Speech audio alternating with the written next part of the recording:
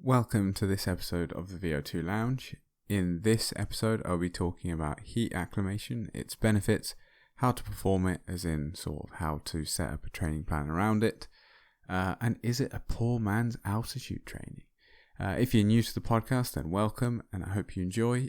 If you are a returning customer to the podcast, then why not follow if you haven't already and leave a rating on your pod platform of choice. So there have been a few occasions now where the benefits of heat acclimation have been mentioned to me, but only recently have I heard the possibility of heat acclimation training also benefiting performance at lower temperatures rather than just being a tool for improving performance in the heat.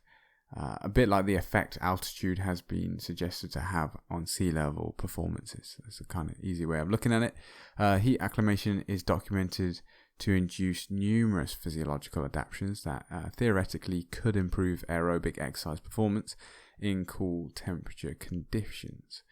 These physiological adaptions from heat acclimation include reduced oxygen uptake at given power output, muscle glycogen sparing, reduced blood lactate at a given power output, plasma volume expansion, improved mitochondrial efficiency, and increased ventricular compliance, and then an enhanced force generation in the soleus muscle. Now, so these all are kind of they are the adaptions you are striving to achieve by doing endurance training in general. So clearly, from this high level introduction to heat acclimation, it would be thought that not only is it going to benefit you if you're coming into summer like we are in the Northern Hemisphere currently, and some parts of Europe are pretty hot at the moment, but also something that all year round can be used to improve performance, but more specifically,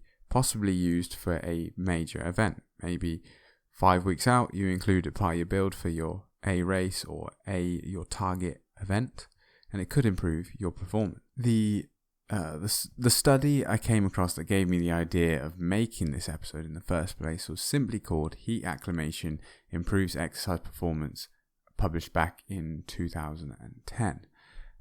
Obviously, I came across it in recent history, probably something like maybe the 10th of the 7th, 2023, maybe that's when I came across it. But nonetheless, I came across it. So the study design was that participants completed a battery of physiological and performance tests under two different environmental conditions, and then completed either an exercise heat acclimation program or a control program, identical in exercise intensity, but in a cool environment comparatively. And then the physiological and performance tests were repeated again. So you had your benchmark, and then you had your actual final test to see how things had changed. The performance test battery included a lactate threshold test followed by a VO2 max test and a time trial performance test on a separate day. Just a different. I suppose the usefulness of this can help with the way I looked at it is.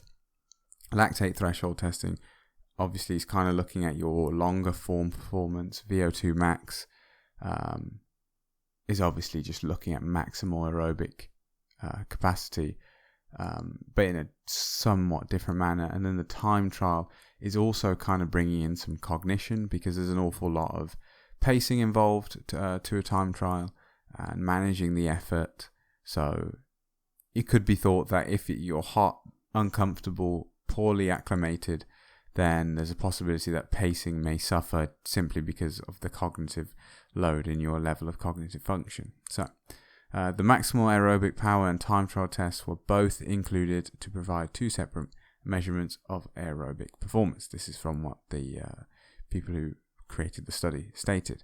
While the lactate thresholds test was provided insight into the physiological mechanism itself, providing the difference. So that's their take on things. No attempt was made to control for training during the lead-in phase of the study, although subjects were required the same club team were recruited from the same club team and thus had the same competition schedule and essentially identical training routines. You would have thought they're somewhat distributed equally throughout the team. So on the days the tests were performed under heat stress, the climatic chamber was set to 38 degrees and a 30% relative humidity. On days when the studies were performed in cool conditions, the climatic chamber was set to 13 degrees, again with 30% relative humidity. The 13 degrees Celsius environment, these are all degrees Celsius, by the way, not Fahrenheit. So if you're American or of somewhere that uses those kind of units, that's why these all seem comparatively lower. But the 13 degree environment was selected because it approximates the thermal conditions believed to be optimal for aerobic performance. The order between hot and cool trials was randomized, and then the heat acclimation protocol consisted of 10 exposures of cycle ergometer exercise at a temperature of 40 degrees C with 30% relative humidity. So obviously they have got a higher exposure than the test they're actually going to come under, but the 10 exposures is the heat acclimation. Subjects performed 2 bouts of 45 minutes at 50% of their VO2 max, with 10 minutes of rest in between. A matched control group exercised at the same intensity, but with a chamber set to 13 degrees C. Again, 30% relative humidity. The 50% of VO2 max exercise intensity was selected as it would represent compensable heat stress sufficient to induce heat acclimation, but not be sufficient to induce training adaptions for highly trained athletes. Subjects were introduced to maintain their normal training routines during the 10-day period, and that's the general how the study was constructed. Now, on each study visit, subjects were reported to the laboratory after 2-hour fast, and well hydrated subjects were introduced to avoid consumption of alcohol or caffeine for at least 8 to 12 hours before the study. Probably should have been a bit longer, but I suppose caffeine, 6-hour half-life, it's going to get out of the system faster. But I suppose it could be the elements of how it affects sleep and so on and so forth, but you can't have it all. Now, what were their findings? We've gone over effectively the fact that initially baseline tests performed, the cool environment was 13 degrees C, the hot environment was 38. One group was able to acclimatize to the 38 degrees C environment with 10 interventions of 40 degrees C exposure. So they found that heat acclimation increased VO2 max by 5% in the cool and 8% in the heat. Heat acclimation improved time trial performance by 6% in the cool conditions. Heat acclimation increased power output at lactate threshold by 5% in the cool and 5% in the hot conditions. And then heat acclimation increased plasma volume by approximately 6.5% and maximal cardiac output in the cool and hot conditions by 9.1 and then 4.5% respectively. So the cool group had no changes in VO2 max, time trial performance, lactate threshold, or physiological parameters. Now, this sort of demonstrates, one, I suppose that the study was successful in the sense that they were able to eliminate any improvements in performance due to surrounding training that could muddy the waters, whilst also showing the benefits of this heat acclimation, not only in warm temperatures and warm climates, but also in the cooler 13-degree temperatures. Now, in some countries, obviously, you may start the race season and it be less than 13 degrees. In the UK, it could be less than 13 degrees in the middle of summer. It's just how it is. But you would have thought they would still track across, that these physiological adaptions clearly from this study are actually resulting in improved performance. Now, that's the study, and that's the results you may expect to see and how the study's kind of constructed, but what are the actual adaptions occurring to result in this acclimation to the heat? Now, we'll do an initial kind of high overview and then I'll go into them in greater detail, but this part of the episode will go more into roughly what the adaptions are and how you can implement training to gain these adaptions. So when humans are repeatedly exposed to conditions that are sufficiently stressful to elicit like sweating and elevate skin and core temperature, adaptions develop that reduce the negative effects of heat stress.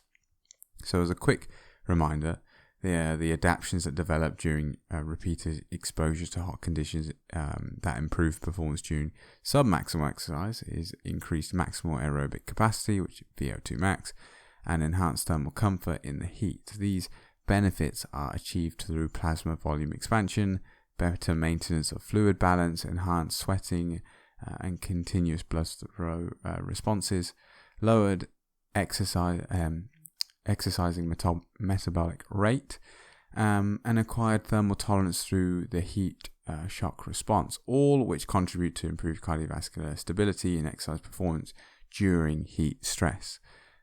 So the physiological adaptions related to repeated heat exposure develop relatively quickly, with 75 to 80% of the acclimation process occurring in the first 4 to 7 days. These adaptions can be categorized into short-term, and then medium-term is 8 to 14 days, and then long-term acclimation is something over the kind of 15-day mark. Now, you can look it up and find graphs of it, and you can see how you really by that, say, 10th day of heat acclimation, you have gone a lot of the way to gaining a lot of the benefits. So now you may think, I'm not going to do a workout in the heat every single day.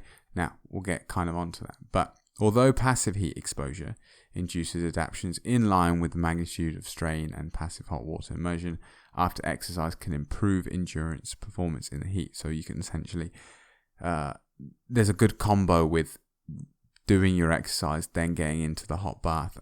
And that can be more powerful than just having the hot bath in the first place or the sauna.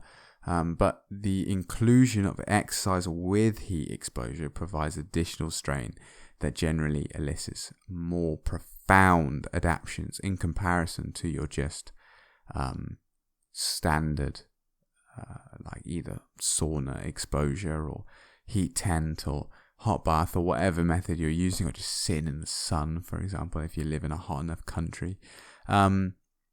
So these magnitude of physical adaptions induced by heat acclimation or acclimatization depends largely on the initial heat exposure status. So if you have recently been exposed to high levels of heat, and possibly even you have a high fitness, because naturally core temperature is going to rise in that, and those adaptions are going to come with it. You are less likely to see as greater adaptation, but it's also linked to exercise intensity, duration, frequency, and number of heat exposures, along with the protocol itself. So protocol-wise, you may have seen people using saunas, sauna tents, hot baths, etc. for 30 minutes to an hour post-endurance ride. But clearly the optimal method would be to create an artificially warm environment to exercise in. Now that could be turning up the heating in a room of your home, or alternatively maybe you have room that gets more sun than others during the summer, like a conservatory or sunroom of some description that you can work out in without a fan. You could find, if it is the summer, you could work out outside but on a stationary trainer like rollers, but in the shade, plenty of sun cream on and all that good stuff, but in the shade, so you've still got the kind of ambient heat. And then no fan and just artificially heat the environment. If you have none of those things and you have no other way of kind of getting really hot, then the simple answer is layers. It's annoying to have to kind of fully drench clothing. It's uncomfortable, and it's just uncomfortable in a different kind of way. But that is another way of artificially increasing the effect the environment is having on your core temperature. Now, really fancy protocols will monitor the temperature and run into, say, like a 39.5 degree set point, for lack of a better word. But for this sake, just keeping it really easy, watching the heart rate. And if, say, normally you're at 130, your heart rate's at 130 beats per minute whilst at like 200 watts, then what you're trying to do effectively is really early on in that session really get it up so that you may be doing now 160 beats per minute while at 200 watts to show that the body is working hard to deal with something other than the exercise itself. And then there is an element of, say you're training 6 days a week, maybe 5, you have 2 intensity days already in there. You don't want to sacrifice those intensity days by doing this heat protocol. So essentially you could pick 2 or 3 rides to do hot, or maybe hot for a portion. Maybe you do a 2-hour outdoor ride, come back, get in the hot room, chamber, whatever you want to do. You do an additional hour, say, for example, and then on the days that you're not doing these heat protocols, then you could just do the hot bath after the ride, or the hot bath in general on the rest day, or whatever it is, just to continue the stress into the following days whilst not compromising training itself, because that's what you don't want to do. You don't want to get a 2% bump in performance due to the heat acclimation, but a 5% drop because you didn't work out, so net you're like 3% down. That's not what you want. You want to make sure you're still trending up, and that's the fine line you have to play. Now we'll get kind of more into the nerdy stuff, but just in general, just go through each adaption, kind of what's happening, what's reported, why it could be improving. But starting with blood plasma volume, in general, the mass represented by water in the human body is about 60%. This fraction varies in relation to body composition. However, the total body water estimates are generally calculated as a constant fraction of fat-free mass with a factor of 0.737. During the first week of heat acclimation, total body water generally increases by 2 to 3 litres, which is 5 to 7%, most of which comes in the first 3 to 4 days. This increase is divided between extracellular, so outside the cell, and intracellular fluid compartments. And then that simply just one, you can look at it as like a carb load in a sense of you just simply have more water on board, meaning you can increase your sweat rate and not suffer from the side effects of dehydration. And that's key, really. It is allowing for adequate cooling of the body during these periods of hot exposure. We're talking of which, the whole dehydration thing. So now you've got the effects on fluid balance and the thirst mechanism and linking to dehydration. So heat acclimation improves the relationship of the thirst to body water needs by reducing the time to first drink. So this is just unprompted time between the start of exercise and as your fluid levels start to reduce or change, and how long it takes to actually drink. And the increased number of drinks consumed per heat exposure also increases, and the increase in mean volume per drink. So you're drinking more often, you're drinking faster, and you're consuming more when you drink. So voluntary dehydration is markedly reduced by approximately 30%. So dehydration or a reduction in total body water and plasma volume is known to adversely increase cardiovascular strain and impair aerobic performance during exercise and heat stress. The negative cardiovascular effects of dehydration are characterized by difficulty to sustain blood pressure and cardiac output, and a potential reduction in skeletal muscle blood flow during exercise during these heat stress exposures. So the combining dehydration with exercise heat stress results in a reduced cardiac output and skeletal muscle blood flow compared to when you are adequately hydrated, which are two bad things. You don't really want to have the working muscle fueled inadequately,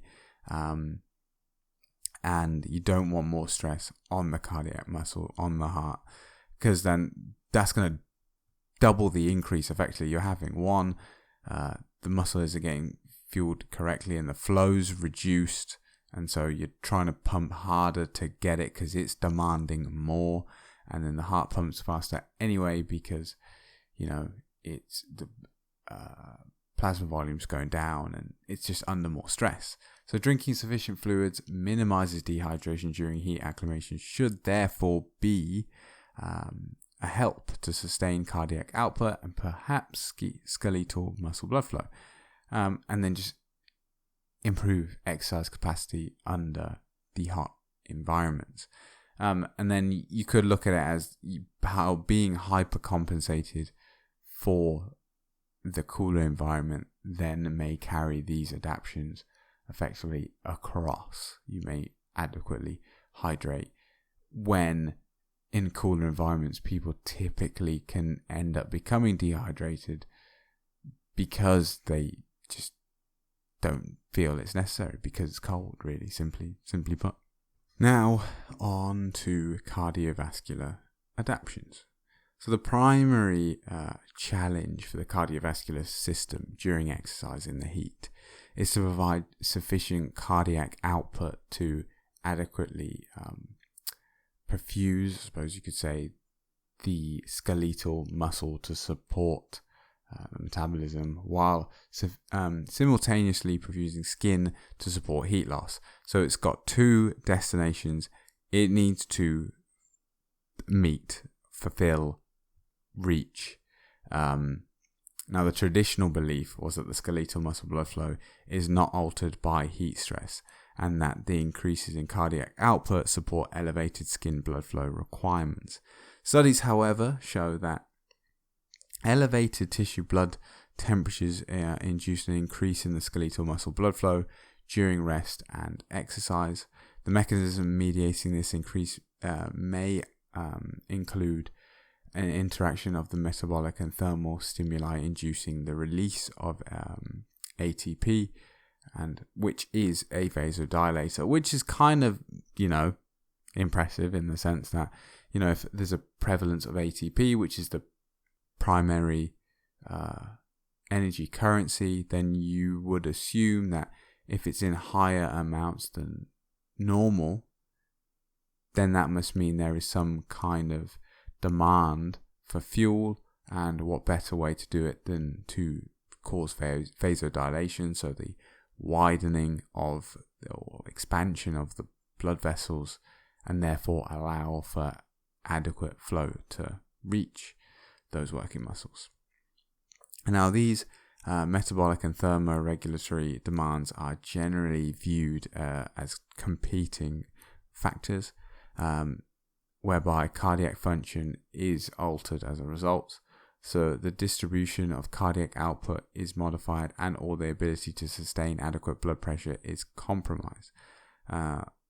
Alternatively, the conflict between regulatory systems may be viewed as co-manalism, an integrated balance of regulatory control when one circulation benefits without substantially affecting the other. Notwithstanding, heat acclimation improves the ability to sustain cardiac output during exercise in the hot environment. So it's kind of still a bit here, there, everywhere, whatever.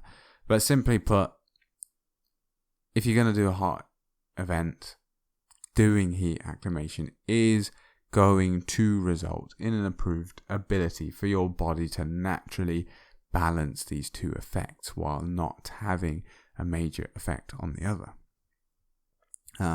The hallmark cardiovascular adaptions induced during heat acclimation include a lowering of heart rate and an increase in stroke volume, which support the maintenance of cardiac output and regulation of blood pressure during submaximal exercise. The lowering of heart rate and increased stroke volume are likely supported by changes in myocardial autonomic tone. With each acclimation is anticipated that better tissue perfusion, reduced metabolic lactate production, reduced respiratory compensation, improved cardiac filling and blood pressure regulation, reduced tissue, i.e. the muscle and brain, temperatures, modifying central command, and all contribute to alter cardiac autonomic regulation.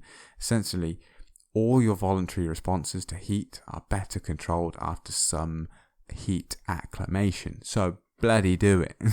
Especially if you're going on things like, obviously being cycling specific, but you've got like these multi-day events like the outroute or the outroute, I forget, but Europe can get pretty warm. If you're going to do something like, if you're keen enough to go do Cape Epic, for example, it can get really hot over there. Any of these kind of even if it's just like a bikepacking trip where the aim is to have fun on this event, then leading into it with a little bit of discomfort and getting some heat acclimation is just going to really improve as well the multi-day effect. Because I've done some events where it's hot. I haven't come in with any form of acclimation other than the passive acclimation of maybe the environment that I'm in being of a similar temperature in the lead up because it's in the same country. But other than that, I haven't done much, and I felt absolutely cooked afterwards. But the next day, I just put my feet up and didn't do anything. So there's even a place to say that possibly this heat acclimation is not only going to improve the immediate performance in the heat, but possibly the multi-day performance could be compounded due to the detriment not having the acclimation it's going to have. Now, we've already kind of spoken about the effects on sports performance right at the very beginning, but it would be good to culminate it all and kind of just make it more specific. In theory, this can be for both endurance and for things like team sports, definitely, be heat acclimation. A bit of story of old, playing rugby at a club. We were our semi-final for a cup match was going to be played during one of the heat waves. And to whether there was any adaptions elicited from this singular training session, I don't know. From the looks of things, there may have been some stimulus, and because it was hot already during the day, we would have all benefited somewhat to the heat acclimation. I think more than anything it was the psychological effect of doing this. But effectively we got told to train with bin bags on. Now I can tell you we got sweaty and it was really hot. But it did two things. One, put us all in the mental framework. Two, got used to the discomfort. And three, maybe there was some actual adaptions occurring. But on to what I have to say. Heat acclimation has been shown to improve the VO2 max of trained individuals in hot conditions with a 4% increase of 8 to 10%. In hot conditions, with 4% being seen at around the 49 degree mark and increases of 8 to 10% being at that 38 degree mark.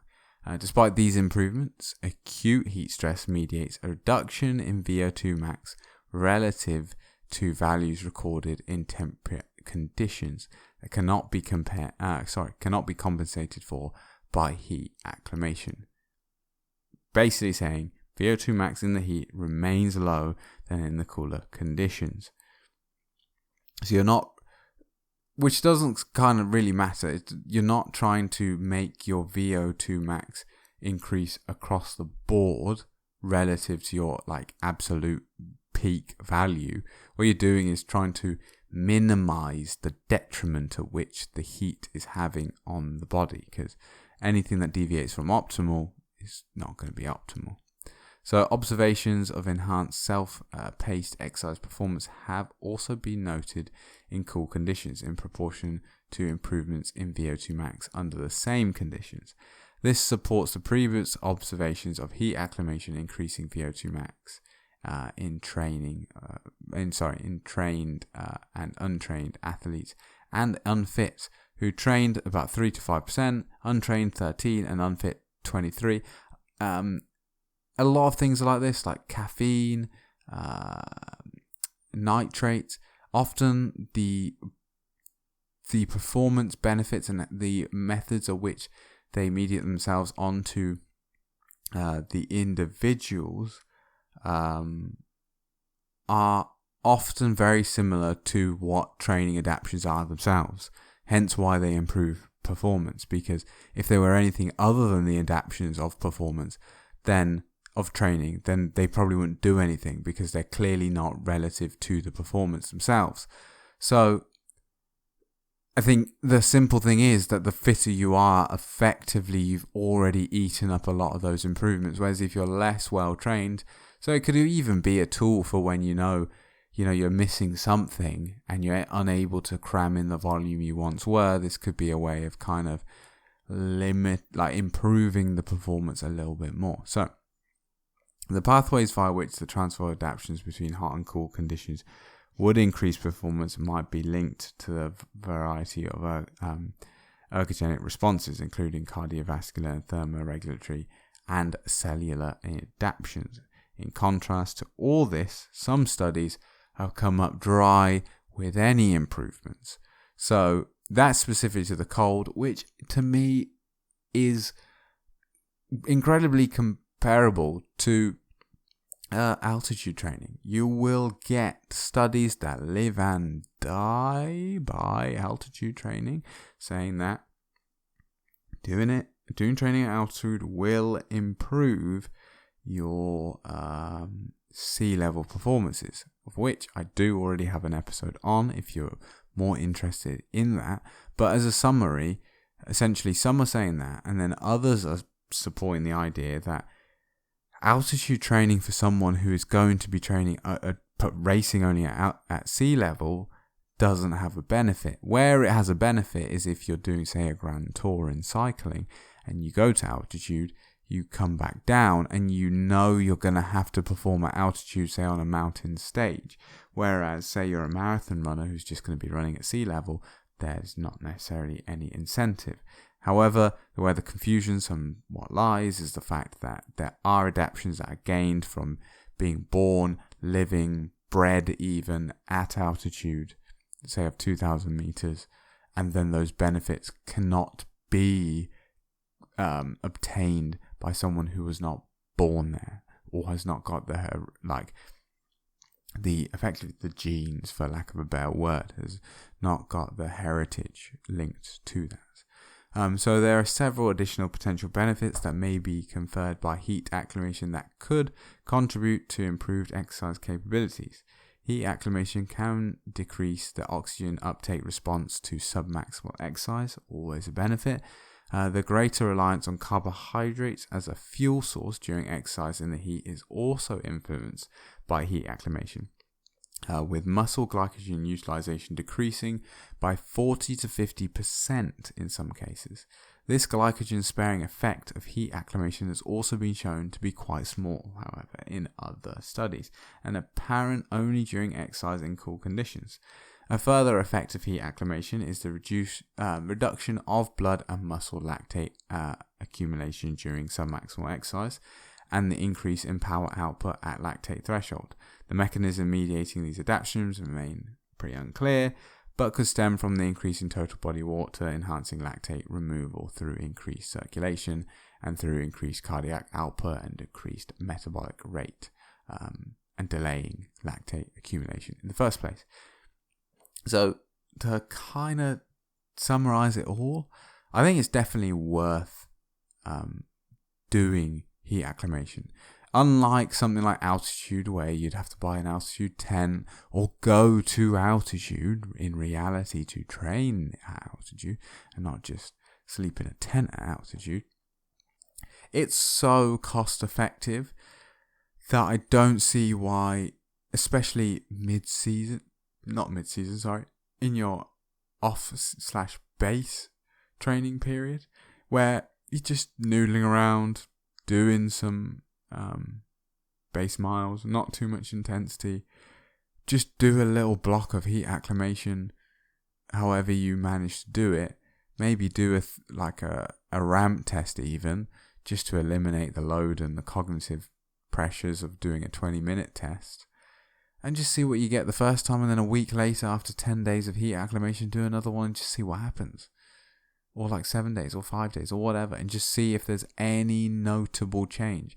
And maybe if you're someone who's relatively untrained, maybe has a FTP of 200 watts, and you suddenly do a ramp test and you get a high responder and you get like 20% benefit, and you see 240 or something outrageous, then you go, what's this? This is a big enough change that I hope something, and just try keep it all the same. But I don't think there's any issue with squeezing in 2 heat acclimation sessions followed by some hot baths or whatever in the build up to a main event, or even in a build up to just a hot race series of hot races. I think if nothing else, even if it isn't having any physiological benefit, which I find hard to believe, the cognitive difference of coming from a hot environment and then racing in a hot environment is, to me, worth the effort. So with that, thank you for listening to today's episode. If you want more content like this, there are plenty of previous episodes to check out. But before you do, why not follow the podcast and leave it a rating wherever you get your podcasts from? Or even better, share it with a friend. For any comments, feedback, or if you would like to suggest a topic for a future episode, I can be contacted at thevo2lounge@gmail.com. And with that, I will see you in the next episode.